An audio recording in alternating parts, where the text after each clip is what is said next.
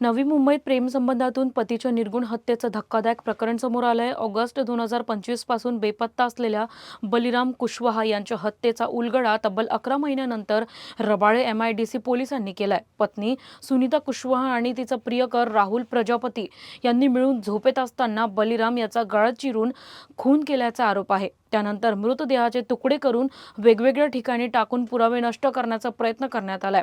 मोबाईलच्या तांत्रिक विश्लेषणाच्या आधारे पोलिसांनी या खळबळजनक हत्येचा उलगडा केला असून दोन्ही आरोपींना अटक करण्यात आली आहे।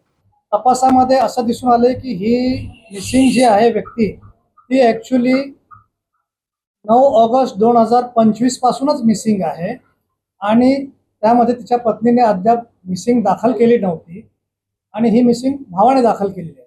त्यामुळे या शंकेच्या अनुषंगाने रबाळे पोलिसांनी तपास सुरू केला।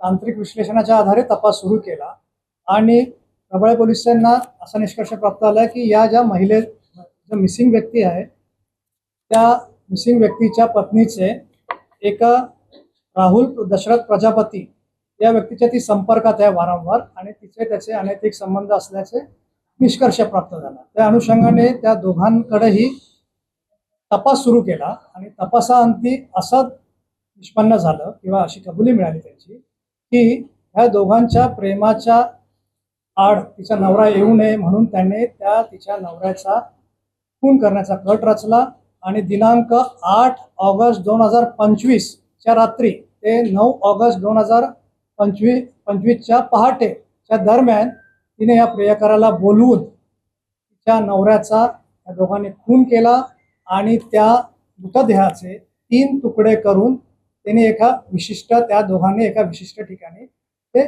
फेकून दिले।